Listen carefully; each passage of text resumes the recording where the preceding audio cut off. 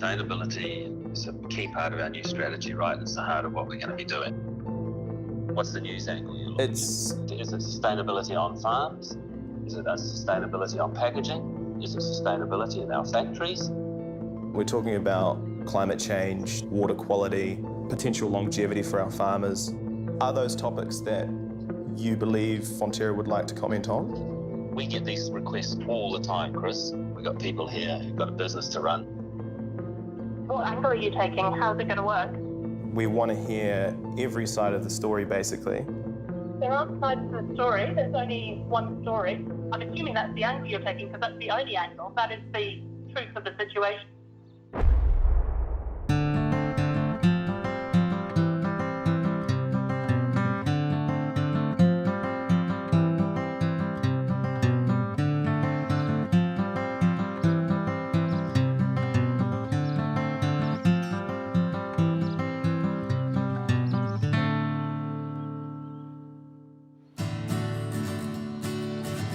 Kia ora, I'm Chris. This is where I'm from, the rural north of Aotearoa, New Zealand. Surrounded by nature and fortunate to have the family home next to our local river, Mangatawa. Growing up, we tried our best to protect and live with the land. We grew a lot of our own food and raised all the animals you'd expect to see on a farm. Chickens, goats, pigs, sheep, and cows. Like most Kiwi kids, I started the day with milk on my Weet-Bix and never thought twice about it. I was already worried about the state of our planet when I came across this film. Cowspiracy showed how animal agriculture is the driving force behind the environmental breakdown that's happening, and how people were too afraid to talk about it. I was shocked, but I thought, that's America, not Aotearoa. We have grass-fed cows and look after our land. And then I saw the Environment Aotearoa report, showing the massive impact dairy is having on our country.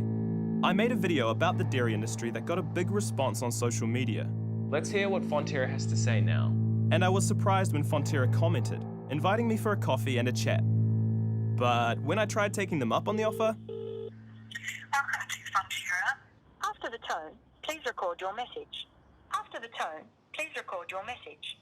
After the tone, please record your message. Why the change of heart? What did our country's biggest company have to hide? I wanted to meet with some people who were speaking out about the environmental impacts of the dairy industry and see what they could tell me. Industrial dairying is this country's biggest polluter. It's our biggest climate emitter, emitting more greenhouse gases than our entire transport sector. It's our biggest water polluter, and it's also a major stressor for biodiversity and for soil health. Around the world, we've seen a massive increase in a thing called oceanic dead zones. They're basically areas of the ocean where there's been so much algal growth, there's no oxygen, there's no life in there anymore. That is what we're risking on New Zealand's coastlines. We're seeing a collapse of our natural ecosystems. Most of that collapse is coming about because of the pressure that we're putting on those systems from commercial activities like dairy farming. The consequence for nature has been devastating. New Zealand used to be a land covered in forest. We've bowled down forest. We've lost the biggest chunk of wetlands in modern history in the last 100 years to put more cows on paddocks. I discovered that in Aotearoa, our dairy industry creates more greenhouse gas emissions than all cars, trucks, boats, planes and trains combined. And although we brag about producing the most sustainable milk in the world, the total emissions from our booming dairy industry has increased 132% in the last 30 years. 132%. It's a global problem too. The top 5 meat and dairy companies, which includes Fonterra, produce more emissions than the whole of the United Kingdom and its 66 million people. That's also more than the oil and gas companies ExxonMobil, Shell and BP. One study even showed that in the next decade, Fonterra will make up more than 100% of New Zealand's total emissions target. And yet, no one seemed to be talking about this. Dr. Jane Goodall is one of many well-known scientists who have been warning about the impacts of climate change long before it was all over the media. If you consider we're on this little ball, this little beautiful planet of ours, and we're now surrounding it with these so-called greenhouse gases, which is trapping the heat of the sun, which is leading to the changing weather patterns that are being so destructive to the environment, to people, and to many, many animals. And while the worst is yet to come, the balance of life on the planet is already way out, with farmed animals and humans making up 96% of the biomass of mammals, and only 4% is wild mammals. I also found out Aotearoa has the highest proportion of threatened native species on Earth. No wonder we have a biodiversity crisis. I'm not angry at the farmers, I'm not blaming the farmers. They do what they have to do, and most of them do really care about the environment, but the system that they're caught up in is totally flawed. Just sticking to what we're doing now has no future. The dairy industry is having a similar impact around the world. And with the global demand for food doubling by 2050, how could all this be produced sustainably?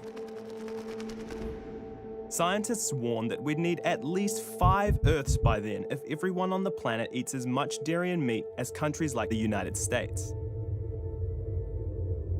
And it was Mahatma Gandhi who said, the planet can produce enough for human need, but not human greed. Do we have to keep doing things the same way? What if we could produce that food without all the resources and waste? From what I was discovering, it looked like there are other ways, including something the dairy industry doesn't want us to know about because it threatens their very existence.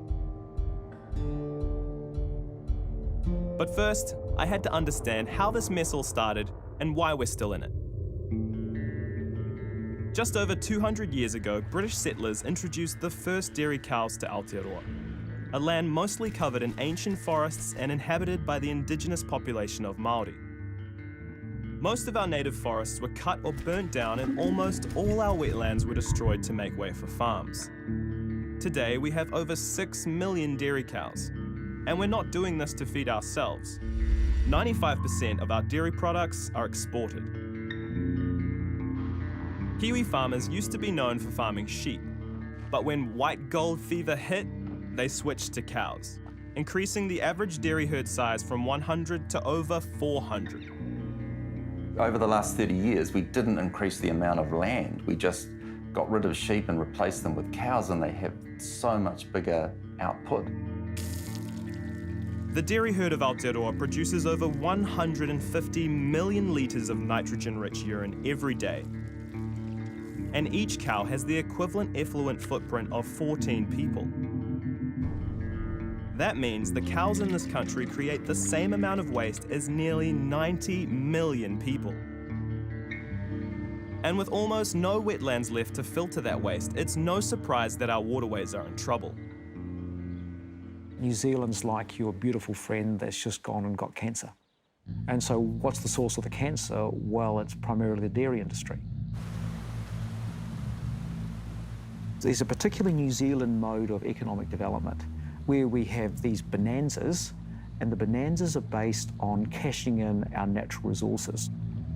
The dairy industry for the last 20 years has been a throwback to that 19th century style of development where we cash something in.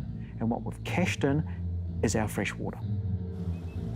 It's simply been impossible for Kiwis to ignore.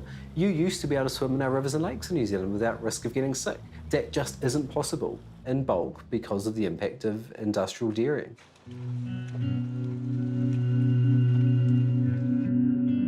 Every year we're losing 192 million tonnes of soil.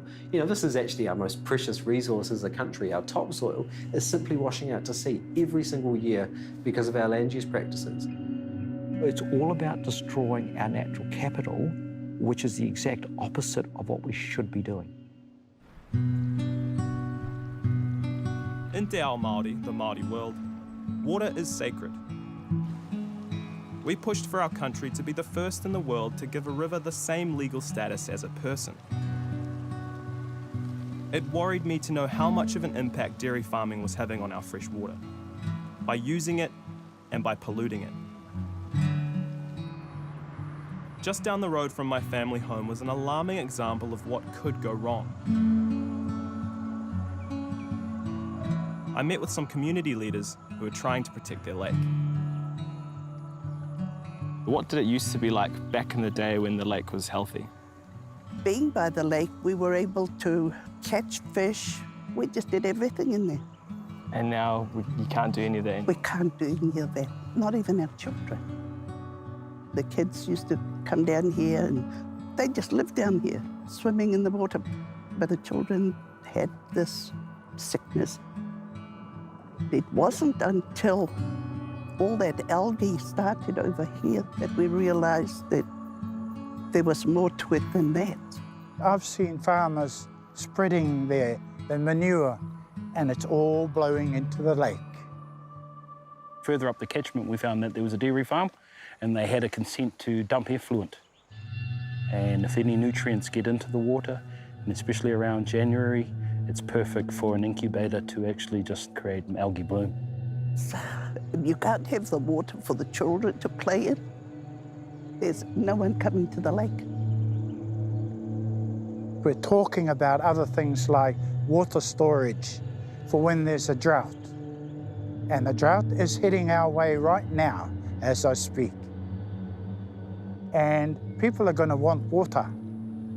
But what they want is better water than this. Water is going to be the next gold. The water is the life force. And if we don't look after the water, then all of us will perish. How could Fonterra be claiming to care about communities and environmental sustainability? I had to call them again to see if they'd meet with me. We got your email about you guys declining to be part of the documentary. I just thought if environmental sustainability is at the heart of what you're doing, I just think this is a massively missed opportunity for you guys to share your initiatives with the New Zealand public. Are those topics that you believe Fonterra would like to comment on? We can comment on any of them, but I mean, then you'd end up with a 3-hour video just on us.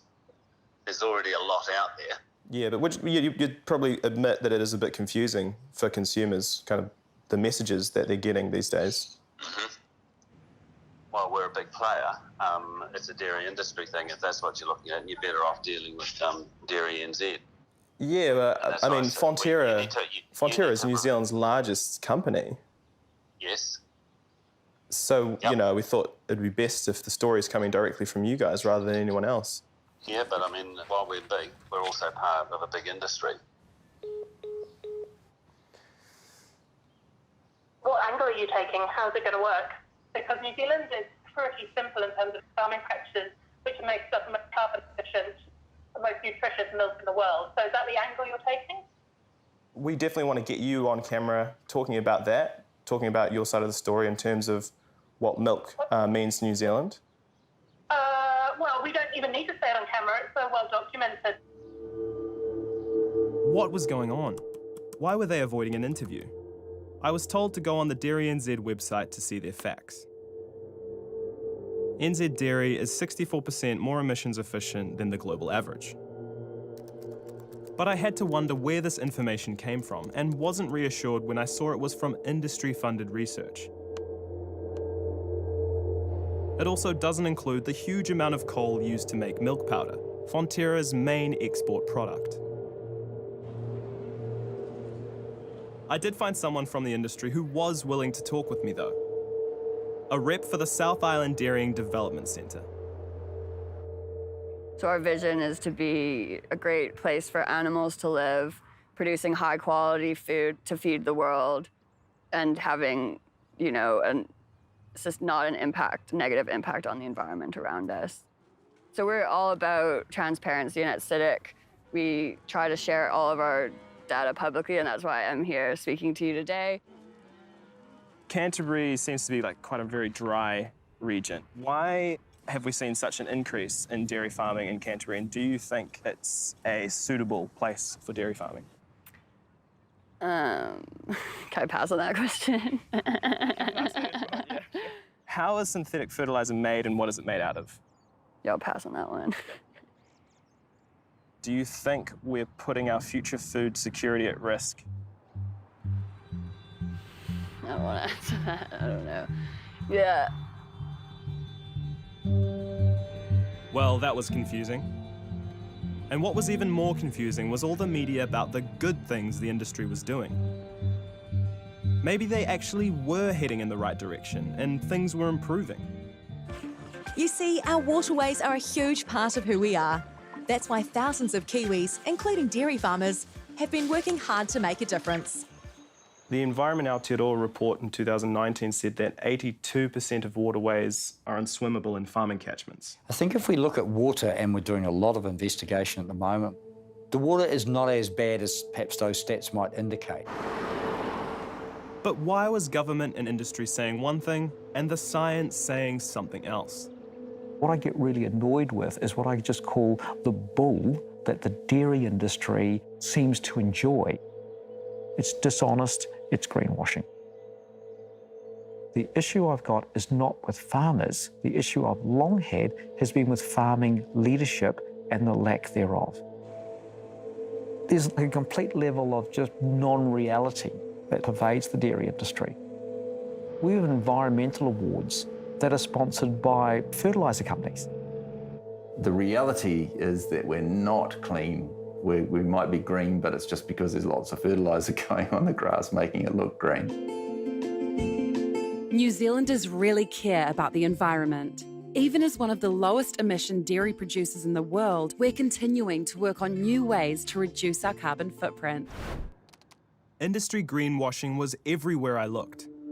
This carbon zero milk is less than 1% of their total milk production, and it's achieved by buying carbon offsets instead of actual emission reduction. Likewise with their plant-based milk bottles, a container made from plants, not plastic, but otherwise the same old milk. What the farming groups tend to hear is so much propaganda from their own industry and so little honest reality that they tend to be shocked when they first hear it and they run back to the industry to get the story that suits. So it doesn't create the burning platform for change that actually the real facts would demand. I searched online and saw that New Zealand's biggest greenhouse gas emitter is Fonterra, with a huge 22 million tonnes every year. But if that seems bad, it gets worse. I found a report that shows Fonterra are massively underreporting their emissions. Instead of the 22 million tonnes that Fonterra claims, the researchers discovered it was over 44 million tonnes. That would mean Fonterra alone produces more than the whole of Sweden, a country with twice the population of Aotearoa. I was surprised to find out that almost all dairy emissions are from the cows themselves. Methane comes from their digestive system, and nitrous oxide comes from the soil when effluent and fertilizers are broken down. These animals produce gas, that's methane, and that's a very virulent greenhouse gas. So CO2 everybody knows about. Everybody knows about the burning of fossil fuel, but people are not talking about the methane. Other countries, you can see the smokestacks and the pollution pouring out. We've got to remember in New Zealand, our farms are our factories. It turns out that grass-fed cows produce more methane than grain-fed cows. Methane has a global warming potential that's 84 times stronger than CO2, and one dairy cow produces about 500 kilograms of methane. I wanted to know what Fonterra's plan was to reduce these emissions on farms. I was astounded to find out that the zero carbon bill created an exemption for methane from farm animals, with only a 10% reduction required by 2030. Despite this super low threshold, Fonterra were forecasting no reduction at all in emissions from cows. So much for a climate emergency. Along with the methane produced on farms, the dairy industry also creates emissions in other ways, like using fertilizer made with fossil fuels and coal to dehydrate milk. There's just so little understanding of just how much we're dependent on fossil fuels. not just for everything we do and how we transport ourselves, but in our food as well. And the fact that Fonterra alone is burning 410,000 tonnes of coal every year to dehydrate milk gives you a sense of the industrial scale. We've gone down industrial agriculture big time, and we've got industrial-sized emissions. Climate change is affecting the world everywhere. It's happening now. The ice is melting, sea levels are rising, floods and droughts and hurricanes are getting worse and more frequent. What are the measures that will be taken to address that emergency? Practical measures, things that will actually happen, not things that we just talk about. We know we have to control emissions. We know we shouldn't have billions of animals.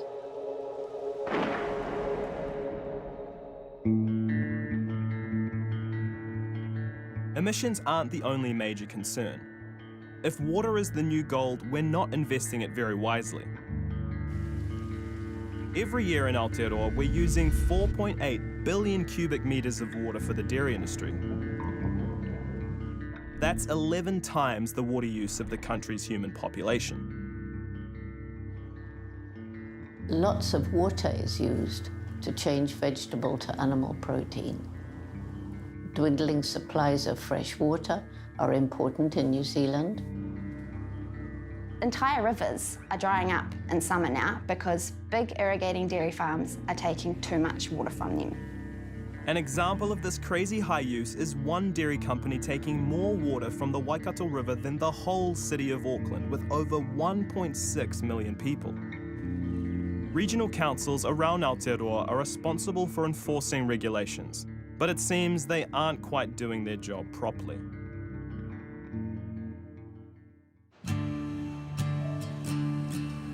I heard about someone who is taking on the fight for better water monitoring. A former boxer who gave up his job to become a river ranger after discovering the river he'd swum in as a boy had been ruined by dairy effluent. My uncle and I, we went out to our homestead. We just couldn't believe how bad the river was. Full of urine, excrement from cattle, but the stench, the cattle everywhere. You know, I started to cry, you know, at the enormity of it. I understood that day it's totally unmonitored.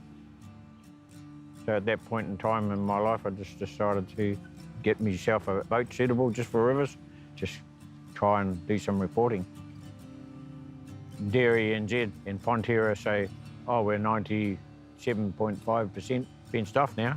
Oh, but is your fence fit for purpose? Many farmers grazing both sides of their fence, so they open their gate and put the cattle on the riverbank. One of the river water quality tests I done up at the Whangarei Falls up here, it was 10 times over the safe limit for swimming. So this water looks nice, but is that not the case? You can't drink it. You'd have to think twice about letting your kids swim in it. Nitrate is huge, you know, huge problem. We can't see it. It's penetrating through the ground to the rivers. Aotearoa has got a problem with water quality, for sure. After talking with Millen, I wanted to find out why nitrates seem to be one of the biggest issues for water quality. In nature, all plants need nitrogen to grow, but nature will provide it for us if we let it. Instead, big agri-businesses like Ravensdown and AgriBalance here in New Zealand sell synthetic nitrogen fertiliser. New Zealand holds the dishonourable title of having increased synthetic fertiliser use more than any other OECD nation since 1990. All through nature, for the 10,000 years that humans have been doing agriculture, it's about natural balances. What we've done now is a one-way system, where the way we have so many cows is we put heaps of synthetic nitrogen fertiliser on made from fossil fuels. We're the biggest importer of palm kernel in the world. So we put all of this stuff on the farm to have this really high stocking rate. We could never have that stocking rate without all these inputs. And so the more you pour into a farming system from the outside, the more leaks out the bottom. And the leaking out the bottom we're seeing as the impacts on our waterways. If nitrate turned our rivers red, you know, we wouldn't have the problem. It's only because people can't see it. They don't know it's there. As you get more nitrate in drinking water, the chances of getting colorectal cancer and a bunch of other things, but we'll just talk about colorectal cancer for a start, really increase. We've got nitrate levels just ramping up in drinking water in Canterbury. So in Canterbury, where I'm from, we have the highest stocking rates in the country and the highest rates of the use of synthetic fertiliser. We are already seeing drinking wells showing up levels that are associated with an increased risk of colorectal cancer. In rural Canterbury, pregnant mothers are being advised by health officials that they need to get their private drinking water tested for fear that it will cause fatal blue baby syndrome from increased nitrate contamination. It's not just dirty rivers that we're talking about here, we're talking about people's health and well-being. I needed to talk with someone at Fonterra about everything I'd learned so far. I decided the only option was to just turn up and see who I could find. We're working on a documentary. We're wondering if we could speak to someone from Fonterra who can represent the New Zealand dairy industry to have a chat with us. Yeah, I'll probably ask Taylor about that. Okay. I wanted someone to front up and answer the questions I had for them that no one else could answer. If you can just pop onto But instead, I was asked to leave another message. Website or Facebook. Can't say I didn't see that coming.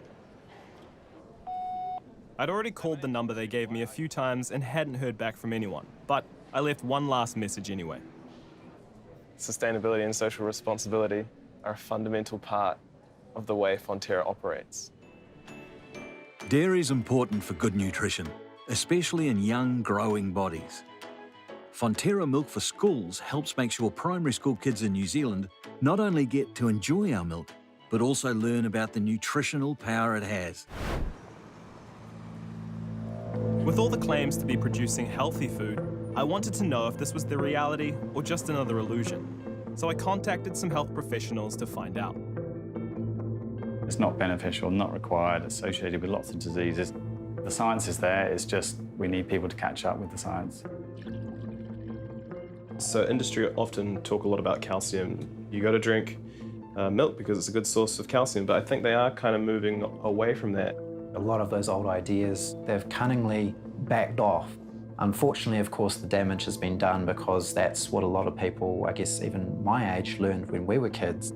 In fact, what we see is that the countries that eat the highest amounts of calcium have the highest rates of hip fractures and osteoporosis. A New Zealand-based study clearly shows there's no evidence that increasing calcium from dietary sources prevents fractures. Yet, that's what most health professionals are still telling us. I think it would be very, very beneficial for society as a whole if doctors were trained in nutrition, but they're not. They get very limited amounts of nutrition training. So basically what they teach is what's popular opinion. The main issue is that the majority of the world's population cannot digest the lactose in milk. Particularly in Southeast Asia, and there's good evidence that in Pacific and Maori, there's higher rates of lactose intolerance. But also it increases the amount of mucus and sinus inflammation that people get. Kids are very vulnerable to it. If they can cut out the dairy, they can really respond very quickly. We know that there's numerous issues with dairy. That is one of the things that really annoys me about the milk in schools. The implication by having the milk in there is that this is something that's healthy, that they should be eating. There's a very good chance that it's actually hurting them. Fonterra Milk for Schools is one of the best ways we can look out for our communities, nurturing the next generation by sharing the natural goodness of dairy. We are Fonterra, and this is Dairy for Life. They want you to start off young, and they want to get into the minds of our youth population so that once you've got that person hooked on your product, they're going to be a customer for life. In the 300,000-year history of modern humans, the earliest people drank milk from other animals was only 10,000 years ago. Humans are the only species that drinks milk after infancy and the only ones that take milk from other animals. Cows were the obvious choice in most places. But if our aim was to get a milk supply with similar nutrition to our own, we could have gone with zebra milk, or maybe even chimpanzee milk. But I guess that's not so easy. What about dog milk for convenience and an extra boost of protein? Not sure if Fonterra could sell that idea though. And we aren't even meant to consume high amounts of protein. Human milk is perfectly designed for us and has the lowest protein amount of any mammal's milk. Everything that's contained in any of these dairy products or in any animal product, with the exception of vitamin B12, of course, comes from the plants, essentially. And so by having the animals eat them first and then us eating the animals, it's a very inefficient way of us getting to that nutrition, which we could have just got from the plants in the first place. We don't need to filter our nutrition through animals. We would do a lot better going straight to the source of the nutrition in the first instance. It makes sense that we can skip the middle cow, like our early ancestors did. And it turns out we also filter other things through cows, like antibiotics and hormones. They're routinely fed antibiotics. The bacteria build up resistance, and people have already died from a small cut which becomes infected, and there just isn't an antibiotic strong enough to cure it. It's one of the big fears in medicine, that we're gradually reducing the number of antibiotics that can be effective. Antibiotics are often used for mastitis, a common and painful inflammation of the udder that causes white blood cells to leach into milk. A litre of milk can have up to 400 million of these cells before it's considered unfit for people to drink. Given that it's got these kinds of things in there, is that really something you want to be consuming from another animal? The processing that they have is because it's a dirty product, you know. It's got a lot of stuff in there that can make you sick. Everyone knows what it smells like after it's been, left out for a day or two. It's nasty. This is not a food that was ever designed to be inside a human being. Because you've got these cows, they're pregnant, they're lactating at the same time, so the female hormones in a dairy cow are really, really high. And so you've got things like estrogen, which is in the milk. What this also does is it will grow cells that are abnormal really quickly. That's probably one of the reasons why it is associated with hormone-sensitive cancers. So that's your prostate cancer, breast cancer. Definitely a very strong link with prostate cancer, possibly even stronger than there is with smoking and lung cancer. It's full of stuff that blows up a small calf into a huge cow within, a year or so. One study found that even moderate amounts of dairy milk consumption can increase women's risk of breast cancer up to 80%. And yet this isn't even mentioned on our National Breast Cancer Foundation website, who are still promoting dairy products, saying they're important for bone health. That same old idea. People need to be informed of what they're buying and the risks of it. Why would you promote anything that's been associated with any kind of cancer?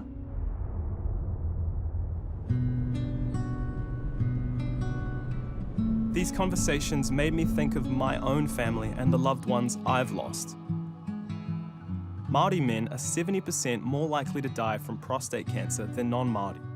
And if the link between dairy consumption and prostate cancer was common knowledge, maybe I could have met my grandfather. The more I thought about it, the stranger it seemed that we even consume dairy at all. Māori have historically been some of the tallest, strongest, fittest people on the planet, and we didn't have dairy until Europeans showed up, so we obviously don't need it to be healthy.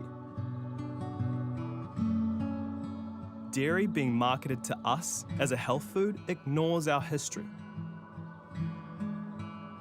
Chronic disease was almost unheard of before colonization, but now, with one of the highest dairy consumption rates in the world, Māori suffer from higher rates of diabetes, heart disease, and cancers.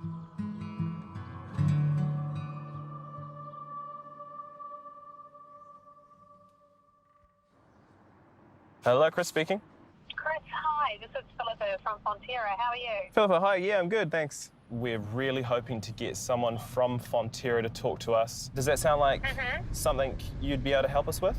New Zealand's dairy industry is the most sustainable in the world, and actually the farming practices here are the least emissions efficient, the most emissions efficient out of any in the world. But what we're noticing as well is what's happening to our waterways, what's happening to that footprint of greenhouse gas emissions coming out of the sector.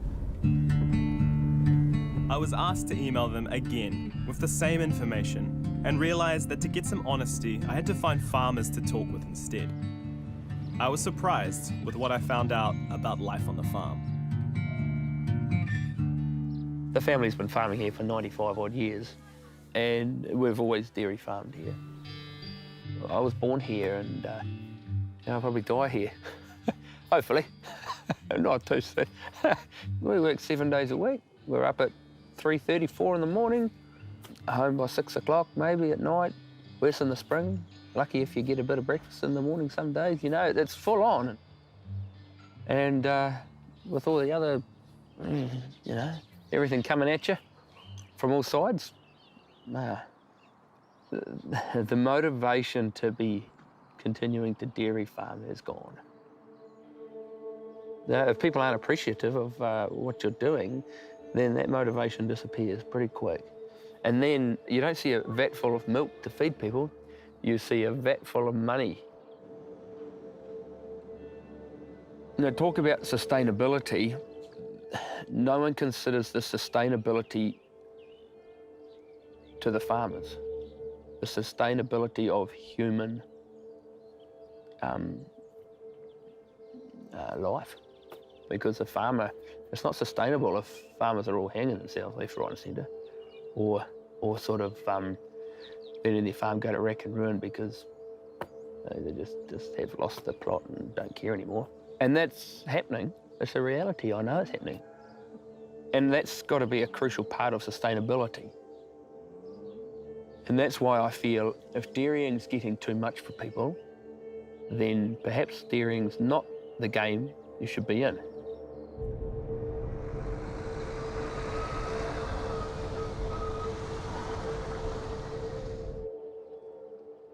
Another farmer was willing to talk about his experience with the bacterial disease Mycoplasma bovis. The Ministry for Primary Industries is attempting to eradicate it at any cost. If MPI finds one of your animals with the disease of Mycoplasma bovis, they kill everything, everything.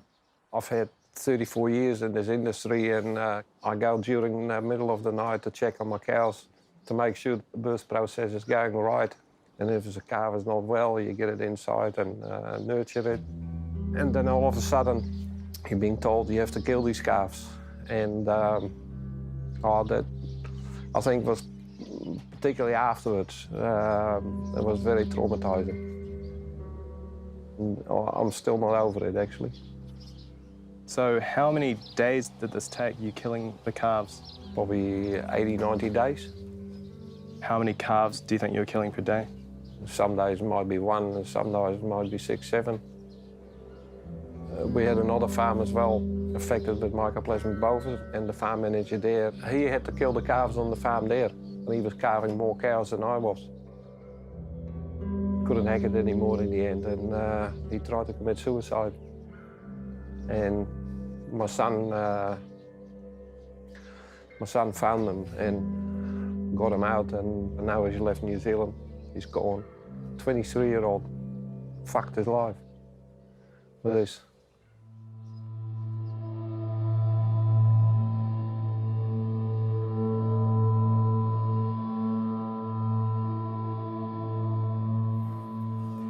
Email from Fonterra. Morning, Chris. Thanks for the opportunity again to be part of your video. We currently have other opportunities for our sustainability program and have decided that we won't be participating in your documentary. Surely if sustainability is important for Fonterra, then they can make time for a short interview with us about sustainability. I decided to give up trying to get answers from them. Since they'd refused to talk, I'd have to keep finding people who would. There seemed to be a lot in the media about regenerative agriculture being the climate change solution everyone's hoping for, and how healthy soil can actually store carbon. Carbon sequestration in the soil is a really valuable, easy, cheap, immediate tool that we can start employing in greenhouse gas emissions. Farmers are not only on the front lines of change, but they also represent our best opportunity to combat things like climate change. They're the heroes of the story. That sounded impressive, but then I found a major international report that disagrees. It shows that any carbon sequestration from grazing cows is substantially outweighed by the greenhouse gas emissions they generate. It turns out that selling that idea as a climate change solution is just serving up false hope. There are too many cows on this planet, and we can't keep farming them even if every single one of them is farmed regeneratively. We cannot be having these land uses which are all about producing milk or all about producing meat. We have to diversify into plant-based production. That's what the science is telling us. Even plant-based foods transported from the other side of the world are more carbon efficient than animal products. And I was surprised to see that 1 kilogram of cheese creates a staggering 21 kilos of emissions, compared with about 1 kilo of emissions from most vegetables and other plant foods. I also discovered there's a secret ingredient the industry uses that boosts milk production, causing even more devastation. Fonterra is selling New Zealand's milk as grass-fed, seeming to forget that we're actually importing 2.5 million tonnes of palm kernel to feed those cows. Fonterra's key supplier of PKE is linked to ongoing deforestation of tropical rainforest and human rights abuses. It's massively destroying habitat for endangered species like the orangutan. We are farming so many cows in New Zealand that we've completely surpassed any kind of environmental limits here. We're actually cutting down forests in Indonesia to feed a bloated dairy herd that is trashing our environment here, but also indebting dairy farmers who are holding around collectively $38 billion worth of debt. This industry is not working for anyone. It didn't make sense how farmers could be in so much debt. Why had this happened? And was Fonterra also in financial trouble? In the last 20 years, farmers have borrowed over 30 billion extra. Dairy debt has gone up from, in 2000, it was about 10 billion, it's now 40 billion. That's a 400% increase in debt. We now have so many people in New Zealand struggling under so much debt, irresponsible debt, that was given out just because the dairy industry has so much clout, and they're now in a financial position that they don't know where to go. Because how do you get out from millions of dollars of debt? Definitely that was a direction Fonterra went in a few years ago when they were pushing for volume. That wasn't to everyone's agreement, definitely. And looking back, it's like, wow, we were duped. How did they pull that one over our bloody eyes, you know? We know that it's not economically problematic for dairy farmers to reduce stocking rates, but for Fonterra, the opposite is true. They have built a lot of milk dehydrators around the country that require a large volume of milk. So what works financially for the fancy Fonterra HQ in Fanshawe Street, Auckland, does not necessarily work for New Zealand's dairy farmers. When I was working for government, I got an incredibly detailed insight into Fonterra, deep down into the bowels of the company. The Fonterra dream is over. It's long since gone. The conversation for today is, will Fonterra even survive? Because its numbers are that bad. If some really smart person in a white coat comes up with a dairy alternative, but is a quarter the cost and doesn't have the environmental impact, then I'm sorry, dairy, you're toast. I couldn't believe that our dairy industry could be that fragile. Isn't it meant to be the backbone of our economy? Could a cheaper and more sustainable dairy alternative really wipe it out completely? And I had to wonder why we're still using so much land for dairy when we could get more profit from growing plants instead. A government-funded report shows that Aotearoa has a huge amount of land suitable for growing crops, and potential for $80 billion from plant-based crops, compared with only $28 billion from animal agriculture. I met with the dairy spokesman for Federated Farmers to find out what he thought about transitioning. Do you think there are some dairy farmers that will stick with dairy no matter what? We all just want to make a dollar, and if it's a better returns growing some alternative foods, show us some money. I think some farmers we got happy to hang up the apron and grow crops if it was a better return on investment. I don't mind changing. If I can provide a better future for my family, I'll change. I'll stop milking those cows and I'll jump ship. It's quite simple really, isn't it? But it might already be too late for some farmers to take up new opportunities. One research project looked into using dairy land to make oat milk, which uses 13 times less water, 11 times less land, and creates 3.5 times less carbon emissions than cow's milk. It was way more protein per hectare, way more energy efficient. Everything that you could measure was so much more efficient without the cows. It was a fantastic example of where you would be much better off not having the animals there and you could make this really good product. The thing that you need to make plant-based milk, of course, is nice clean water. And when they started looking at the groundwater in the vicinity, in some of those bores, there was 5 or 6 times the World Health Organization limit for nitrate in that water. So you just wouldn't be able to make the milk out of it. It's just a classic example of, here's a good option of how we could do it better, but we've already shut the gate on that option because we've already polluted the water past limits where you could use it. So we have current farming models that are potentially harming our future. Yep. When you pollute the water and you pollute the soil, it really limits your options for the future. So if the true costs were being paid, then we wouldn't be doing dairy in this country.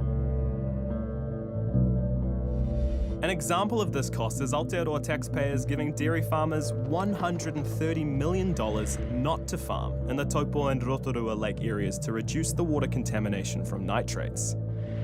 If we paid all our dairy farmers to stop polluting water, that would cost over $20 billion. As a business person, and you had to pay that, you would go, right, we stop doing it, because there's no money in this. It's going to cost us to do it. It's only because the cost is being passed on to the rest of us. This is an industry making profits off of the destruction of our environment, and it is us, everyday New Zealanders, who are going to and are already paying the price for that. And there are very powerful companies that want to keep it that way, despite the costs to New Zealand. I did some more investigating and found out even the country's nutrition guidelines are influenced by the dairy industry. Consultation with key stakeholders meant that Fonterra had a say, and 3 out of the 4 issues they raised were changed, including the removal of milk alternatives. I'd heard some strong reactions to dairy alternatives from industry representatives and politicians also, trying to stop any possible threat. This notion that veganism and almond powder or something akin to that is going to replace genuine red meat, genuine dairy milk, it needs to be stopped in its tracks. We should not tolerate, we should not acquiesce for 1 inch of the political journey with these people who are continuing to stigmatise and demonise our legacy industry. If it's not a milk, if it's a nut juice or something else, just call it for what it is and create your own brand and create your own marketing strategy and leverage off that. Don't leverage off the dairy industry. Then a well-respected magazine came out with this on the cover. After reading about all the so-called benefits of meat and dairy, I looked online and found that the featured scientists were from the Reddit Institute, which has close ties with meat and dairy companies, including Fonterra. What's it going to take to change these organisations? Probably one thing is not to be funded by dairy. A lot of people who put out studies, and it's been shown very well, get funded by dairy sources, whether it's overtly or whether you have to dig around. So a huge amount of money that comes into universities is from the industry. And so you start speaking out against the industry and your options start to close down really, really quickly. Who do you believe in an argument is you follow the money. Especially in New Zealand, the farming industry, you seem to be almost unpatriotic if you're not supporting it by having lots of dairy, having lots of meat. You've got an industry that has been incredibly powerful for an incredibly long time, and it's deeply entrenched. Now, once you realise in New Zealand that 5 million cows are a lot more important than 5 million people, then everything else in New Zealand politics suddenly makes a lot of sense. because the cows are more important than we are. Some people who are really heavily invested in status quo, you're threatening their income, and so they will be very angry. If somebody's speaking up and pointing out harm that you're doing, you try to shoot them down. An animal rights group found this out firsthand when they took out an ad in an international newspaper highlighting cruelty on New Zealand dairy farms. When we placed an ad in The Guardian, we got a lot of abuse. We got a lot of threats, a lot of death threats. I've had death threats right throughout my 30 years working for animals. But this was bad. This was seriously bad. This industry's power scared me, and I wasn't alone. Many people I'd talked with had been too frightened to even speak on camera. I'd already been warned about the backlash against me after making a film that exposes these issues. Death threats happen. People will make serious threats and allegations against you because they're seeing their livelihood being threatened, and so they see you as a threat. I want you all to be aware, like, this is the reality of this. Like, you guys are going up against the biggest company and then the biggest industry in the entire country. That being said, it absolutely needs to be done. The fear of reprisal can't outweigh the fear of not acting, right? Like, not speaking up, not showing this truth is the real danger. They're destroying the planet, they're killing these animals, and people are dying. And people are literally dying because of this, and it's all for the sake of making money.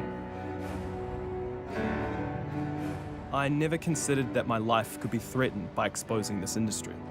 But I realized that revealing the truth could also have a powerful impact and help create the change I want so badly to see. I decided that I had to continue with the film, no matter what the outcome.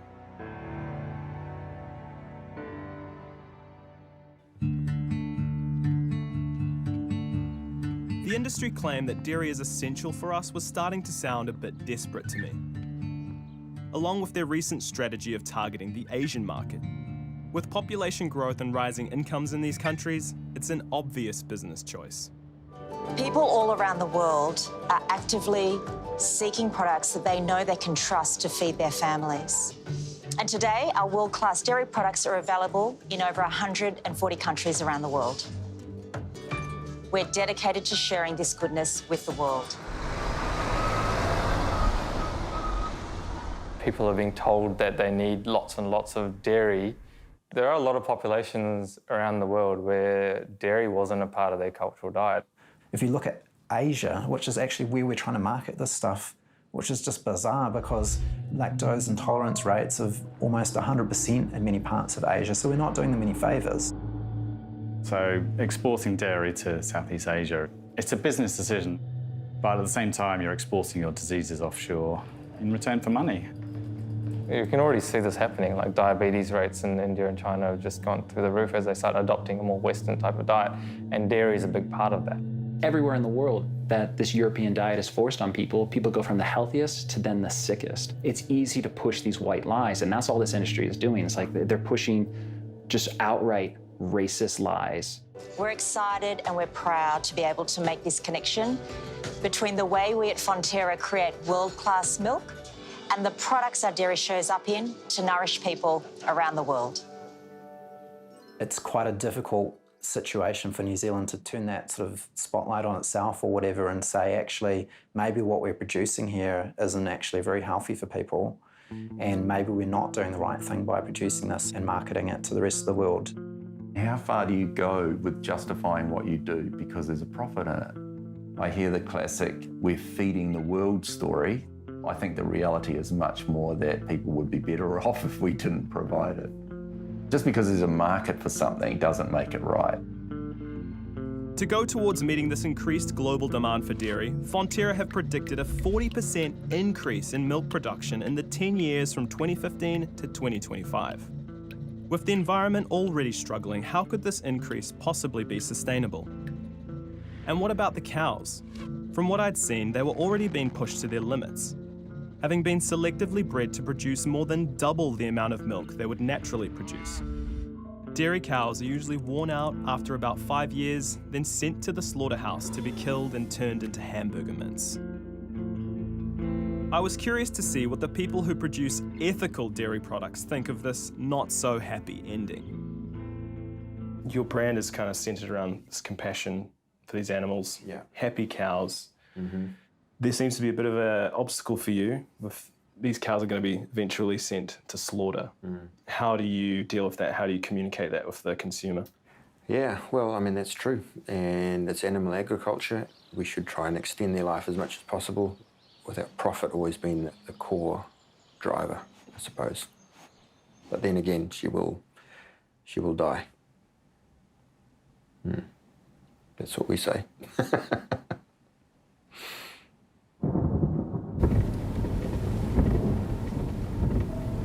Like many New Zealanders, I'd watched the undercover footage of the dairy industry from Farm Watch, a volunteer organisation showing what goes on away from the public eye.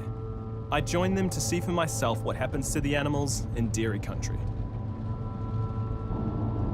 You never know what you're going to see or when, so you just got to do the time on the road. Most people drive past paddocks just like this and they just see cows eating grass and they think that that's all there is to it. But when you think about the fact that they're artificially inseminated, the fact that they are then pregnant and being milked for 9 months and then they have a baby that's taken away from them every year, I think a lot of people don't know that that happens. Do you get any negative backlash from the public or from farmers? We're pretty careful. Like if we get down a road and we feel unsafe and we see kind of any movement, we'll just leave. We've had too many close calls to take risks like that. We don't like feeling trapped down dead-end roads. Are you able just to pull over for a minute? Just thank you. Any calves that are going to go to slaughter will be placed in that crate, picked up by a truck and then taken to the slaughterhouse.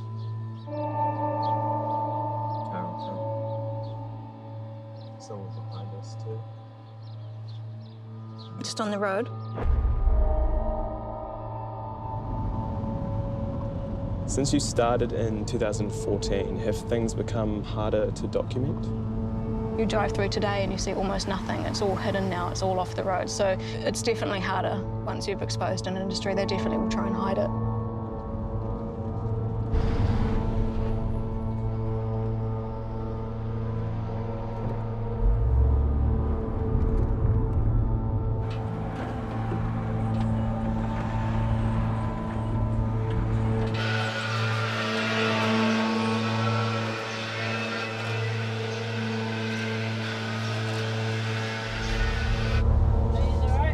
Yeah, well, good. Okay.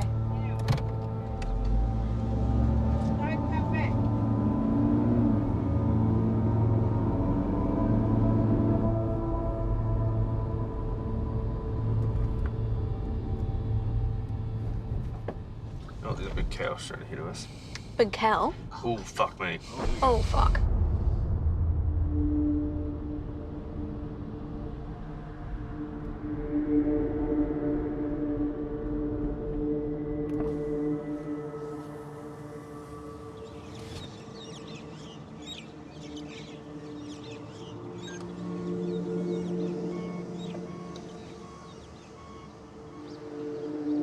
This particular cow has a calf half out of her, so she's clearly died giving birth.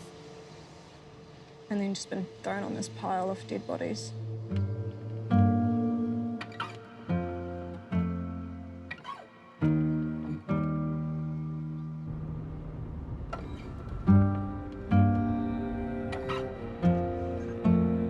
So I'm pretty sure on the left it's calf skins. Those are skinned calves. There's a person there. Okay, we're gonna have to go. He's coming towards us.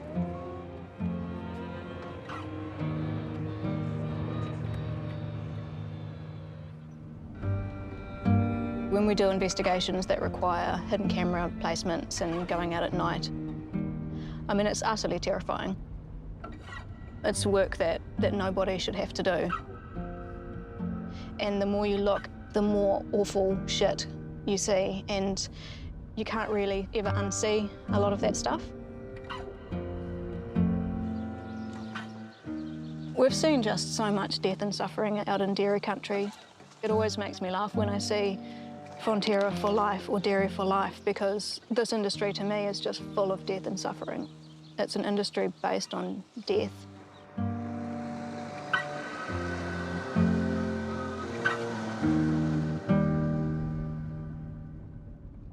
I was sickened by what I had seen. My experience with FarmWatch made me realise how most people have no chance to see what really happens behind the industry's marketing machine. Well, initially you believe that you're going to have all the fields around you, the animals, you've got all these sort of visions in your head of what you see on the ads. But the difference between actually seeing it and doing it is night and day. Night and day, that's when it really, truly hits you what's going on, that it's not just lush fields and happy cows. We just have to make sure that what we do is the right thing and not be trying to hide anything. The industry is there to make money as much as possible and basically hide the truth from people. They do not want you to know the full picture. And their job really is to sweep that dark side under the rug. It is very, very secretive. If the animal experimentation industry wasn't so well hidden and people could actually see the research and tests that cows are used in, they'd know that it's not natural.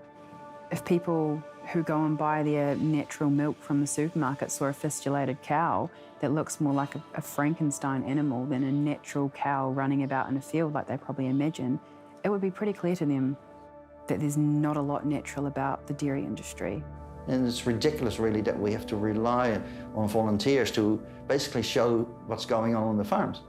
And what they show that goes on the farm is just not like, you know, the Fonterra open days on the farm, of course, where you can have a look and pet a little calf. Now, they actually shows what's going on the farm.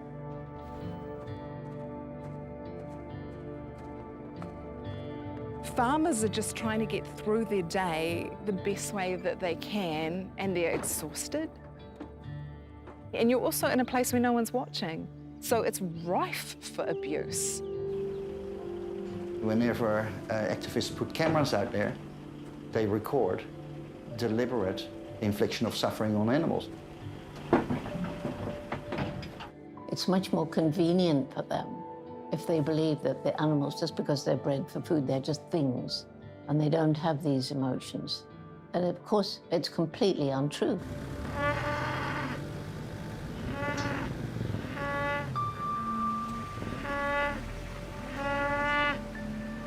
My first morning in the calf pens, I stood there and there were all these tiny babies, lots of them still with bloody navels, some of them still had afterbirth on them, that were calling out for their mums, basically. And it hit me like a force field that this is what it took to get that milk.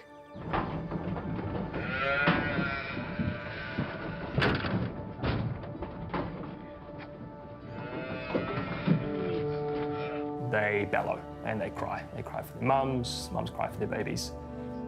It became quite clear that you were listening to pain, and so you can't really forget that once you know that.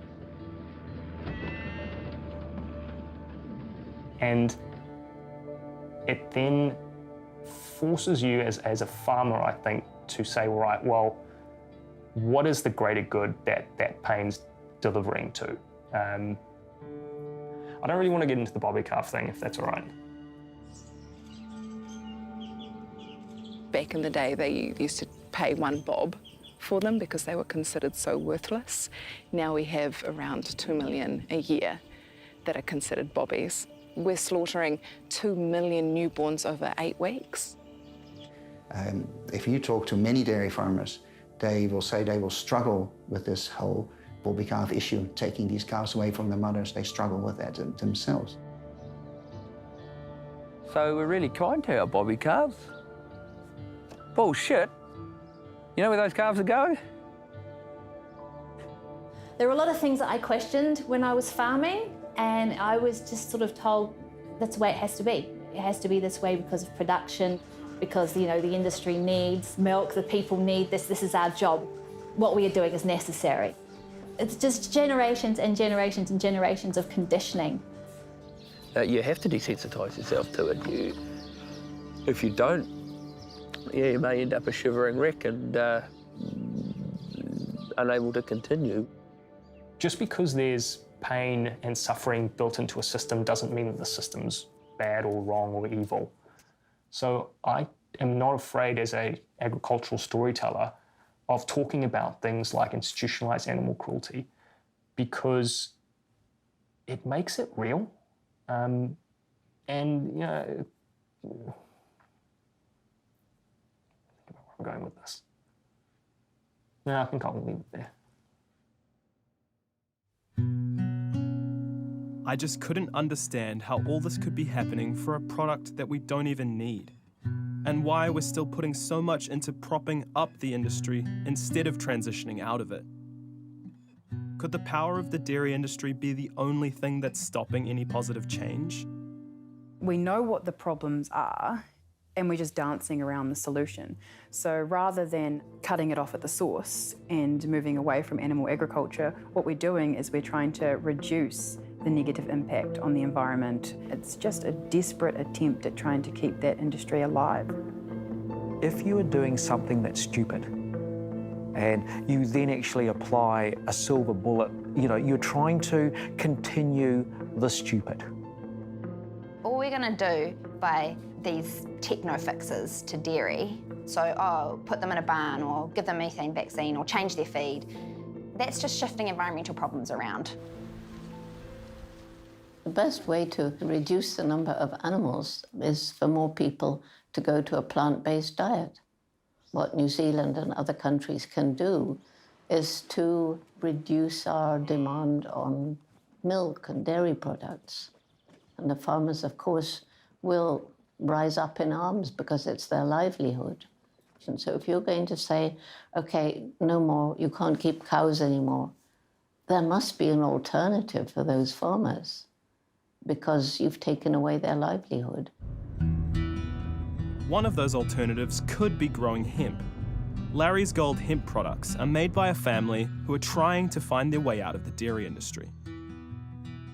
So you're a fourth-generation dairy farmer, and you're considering getting out of the business. Why is that? It just seems a bit crazy growing plant protein to feed animals to produce protein. So much less protein is produced per hectare of animal protein, so, you know, we've got a world to feed. There's so many starving people. It's just a step in the right direction. We have to farm at the moment, you know, just for income, and it's hard just to switch over with a lot of debt and stuff. We need some change. It has to be done the right way and phase it out, I guess. Potential to grow really good hemp around this area. I think most in New Zealand, to be honest. Pretty hardy plant. And how likely is it for you guys that that's going to become something financially viable? I think we can do it. We need to have a better industry set up in New Zealand. It's pretty hard for guys like us because there's nothing around here either. You know, pretty much everything's dairy farming, so that's all people know, you know. The governing body that is responsible for enabling the hemp industry is somewhat disabling it. I guess the plant needs to be unlocked. There seem to be other options out there for farmers, so why wasn't that change happening more? And why doesn't the hemp industry have more government support? We're really just scratching the surface of what hemp can do. Future food uses, future plastic uses, construction uses, and hemp itself sucks up a hell of a lot of nitrogen. It grows extremely fast and consumes 4 times more CO2 than pine does. If the government enabled us to use the carbon credits from hemp on the emissions trading scheme, the economics of hemp would be unbelievably good. But central government haven't been supportive enough, I don't feel, for an industry that can solve so many of the systemic problems that they're trying to undertake. I think hemp provides a wonderful solution to many of those. Farmers want to make a change, and that's what we're trying to do hugely, is enable this industry and get it moving off the ground and make it economically viable. Once that happens, then farmers will have a very easy decision to make. But the global demand for dairy is still rising. Even with all the plant-based alternatives available, it's clear that most people around the world are still buying into dairy industry marketing. Then I discovered that change might happen in a totally unexpected way. A major international report from Rethink X predicts that making real dairy without cows will wipe out the global dairy industry by 2030. Once it's cheaper than dairy from cows, big companies like Nestle could switch their milk powder supply to the animal-free version. And our milk powder exports could be doomed. Rethink X are saying in the US dairy industry, something like a 90% reduction in their cow numbers within a decade. How realistic do you think that report is, and how worried should New Zealand farmers be in terms of them having a sustainable career? I think they should be really worried. I think the last thing the dairy industry should be worried about is a 10% greenhouse gas emissions by 2030. I think they've got to worry about, will they even be around in 2030? We're going to see the most consequential shift in food production systems that we've ever seen in the past 10,000 years. Cow as a technology will become redundant. This new technology is exponentially more efficient, and that means that we're seeing a huge, incredible shift, the biggest one in humankind in the way food will be produced. I went on the Rethink X website and saw that this animal-free dairy is made by microbes instead of mammary glands. These microbes are instructed to produce dairy proteins. They go into a fermentation tank along with feedstock, and when it's finished fermenting, the microbes are filtered out, leaving real dairy protein that's identical to what's found in cow's milk. It's also made with 5% of the resources, 1% of the waste, and 0% of the cows. And because it's real dairy, it tastes exactly like what we're used to. But it does come with some of the health risks that animal proteins are linked with.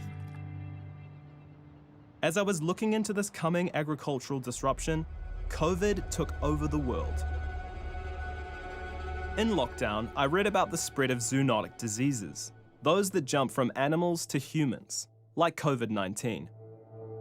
It turns out that many devastating diseases have come from animals, including Ebola, SARS, HIV, and measles, which originally spread from cattle to humans. I was alarmed to see that the increased demand for animal protein is the #1 risk factor for the emergence of zoonotic diseases. Now seemed like a good time to talk with people who could tell me more about Dairy 2.0. Milk made without cows. As soon as you remove cows from the equation, the business of dairy becomes much, much easier and much, much more profitable.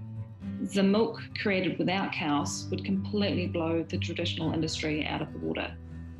Fermentation, the way that you produce beer, is going to be the way that you produce proteins. Essentially, it's going to be 10 times cheaper than animal protein. Cows cannot possibly compete with this. And the same fate is going to happen with all livestock. Pigs, chicken, sheep. First, cows, because they are the most inefficient food production system on the planet. The cow produces 96% waste. Of everything that it consumes, 96% is waste. So essentially, you're building up this cow for 2 or 3 years, and you need all this land and all this energy and all this water, and 88% of that milk is water with no economic value. There are companies already making casein and whey here in Silicon Valley and around the world directly with precision fermentation and selling it to cheesemakers. I have eaten cheese from a Kiwi company that is making precision fermentation cheese here in San Francisco. When did you start New Culture, and what's it all about? So I started New Culture in early 2018. What New Culture does is we make cow cheese without the cow. That's animal-free, that's sustainable, and that's indistinguishable from the dairy cheese everyone loves. And what's actually very interesting is that this process of making an animal protein without the animal is already used in the dairy cheese industry. And now over 90% of dairy cheeses today are made using this animal enzyme that's made without the animal. It is tough to be a Kiwi looking to disrupt the New Zealand economy in this way, but with the way the world's going, we need to change and we need to be proactive about that. New Zealand's dairy exports could be wiped out without a single consumer changing their behavior from animal proteins to precision fermentation proteins. This is all a business-to-business disruption. When is that going to happen? The technology cost curve will determine that. The market will determine that, but there's no doubt that it's going to happen. I realised that this disruption is already happening, with investment in fermentation companies at the highest level ever. Over $435 million invested in just the first half of 2020. Why wasn't everyone talking about the end of the cash cow, instead of saying there's no threat? Disruptions usually happen quickly and wipe out the existing system. Think of a forest fire. When the forest is tinder ready, just a little spark and the whole forest goes. It's what I call market trauma. If you think your cash flows are going to drop by 90% over the next 10 years, then that is going to be reflected in your stock today. Not in 10 years, but today. Do you think New Zealand should be worried about these disruptive industries? We're looking for a premium and we have to produce better products, better quality products, convince consumers that, they want the best nutrition, and then we can remain viable as a farming country. The old chestnut of, well, there'll always be a market for premium products is just so cemented into the psyche of our leaders. The dairy industry, no matter how quickly they pivot, it's more like they're just shuffling the chairs on the Titanic. We need a new boat, animal-free. When you have old, largely pale male-style leaders, then to get that new dialogue coming through, it's almost like pushing shit uphill. They're trying to slow down change. And because of that, they're constantly staying on the wrong side of history. What does that mean for dairy companies? What does that mean for the dairy community? What does that mean for New Zealand's communities at large? This is beyond Fonterra. This is our livelihood. And those are the sort of questions that the government really needs to be thinking about, and I think that's just too scary for them. It's just way too scary. I'm trying to wake New Zealand up to the fact that there is an urgency. The scientists get there long before other people get there. Lots of people have talked about pandemics, including myself, for years, and everybody ignored us there too. It's happened with pandemic, it's happened with climate change. This is not about only destruction. This is also a massive opportunity. I see the precision fermentation industry as an emerging trillion-dollar industry. I don't think we're at all prepared for a massive change of this type. And I don't say that to be alarmist, more to be realistic. I would like to see more of our smarts being packaged up into intellectual property rather than selling carcasses or bags of dehydrated powders. New Zealand better prepare for this disruption, as in now, as in the COVID disruption. Those who were prepared and those who acted decisively are the ones who are going to come out on top more quickly. I was blown away by everything I'd learnt and the fact that the government still seems to be in denial about it. That means we're not preparing, and neither are other countries. It was clear to me that we're in big trouble if we don't take this seriously and make urgent changes. It turns out that Aotearoa New Zealand, the US and the EU account for nearly half of all global dairy production, and these governments are also in the best position to help farmers transition out of dairy, saving our economy and our environment. We need to support our farming communities to transition. I think it is unfair for decades to have encouraged them to go into intensive dairy and then expect them to somehow tomorrow switch. Support people to actually, change. We are all products of where we've come from and the life we're born into, but we don't have to continue this way, you know? You know, and we want to live here, so it's clearly living means not dairy farming, because dairy farming's not really living. I think we've just stumbled onto this fantastic crop for our region. Pumpkins just seem to be, a boomer around here, absolutely boomer. We're hoping that pumpkin seeds will wipe the floor with dairy. Well, if it bet dairy farming out return-wise, why would a farmer not do it? I can't imagine why they would be so bloody minded about milking cows forever. I think I'm coming into a good space now. And it's been the move away from dairy farming, definitely. With the future generations, I think the farm will be in good hands. The land will be in good hands, you know?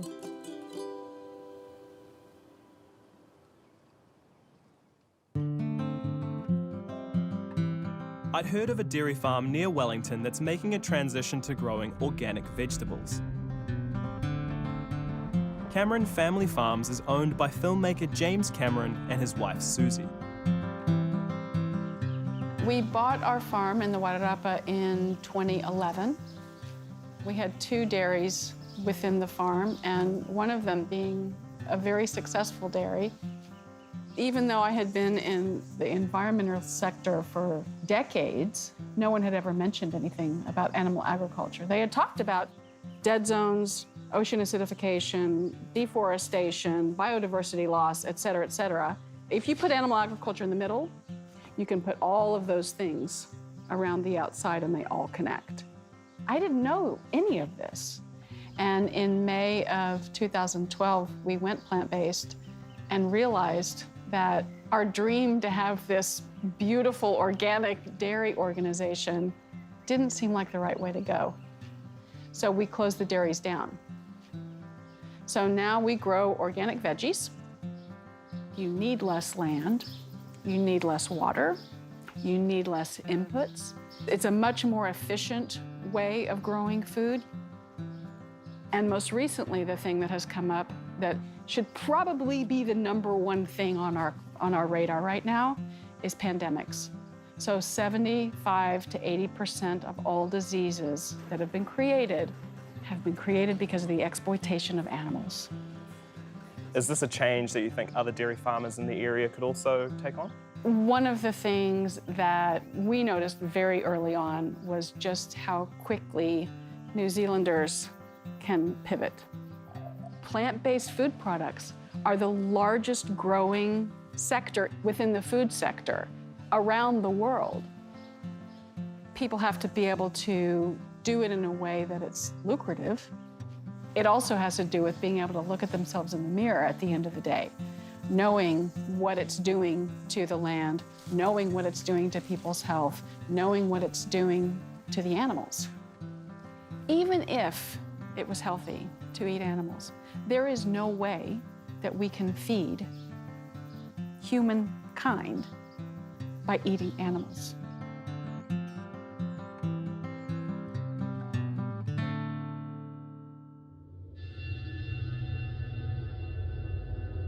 No wonder we already have a world hunger issue. It's partly to do with how we're using the land. 1 acre of land can produce 15 times more protein from plants than the same area of land used for farming animals. We're also using over 3/4 of the world's agricultural land for farmed animals and to grow food to feed them. Just imagine more grain today is grown to feed our farm animals than starving people. You know, what we're doing now doesn't make sense. We need a whole new way of thinking. In 2019, world-leading scientists from across the globe came together to answer this question. Can we feed a future population of 10 billion people a healthy diet within planetary boundaries? They discovered that without a global shift to a plant-based diet, today's children will inherit a planet that's been severely degraded, and where much of the population will increasingly suffer from malnutrition and preventable disease. From everything I'd learnt, it wasn't just dairy that we needed to move away from consuming. It was all animal products. If everyone ate a plant-based diet, we'd free up land area greater than the size of Africa. A lot of the world's farmland could be returned to native species, an effective way of storing carbon and increasing biodiversity at the same time. In New Zealand, going plant-based would reduce our dietary emissions by over 40%, along with saving the healthcare system up to $20 billion over our lifetime. Every time you put plant-based food on your plate, you're doing something good for your health and for the environment and for the animals. It will not matter if we have electric cars or if we have sustainable clothing to wear if we don't do something about our environment. And that is a huge piece of it, to be able to shift away from animal agriculture. For me, dairy was a normal part of life growing up in New Zealand, so it's been a disturbing journey coming to understand that milk isn't the wholesome product we're led to believe it is, and that animal agriculture is damaging our future in so many ways. But I have hope for a different future. Instead of continuing down this doomed path, we could grow healthier and more sustainable plant-based food from less land, rewild the land we gain back, and live ethically with all life on this planet. Companies like Fonterra will have to decide which side of history they want to be on, to keep hiding from the truth or to work together on solutions. We all each have a responsibility because every day we live, we make some impact on the planet. We have a choice as to what sort of impact we're going to make. And if billions of people make ethical choices every day, even small ones, that's going to lead to change. And eventually, the impossible will have become possible, and we'll change the world.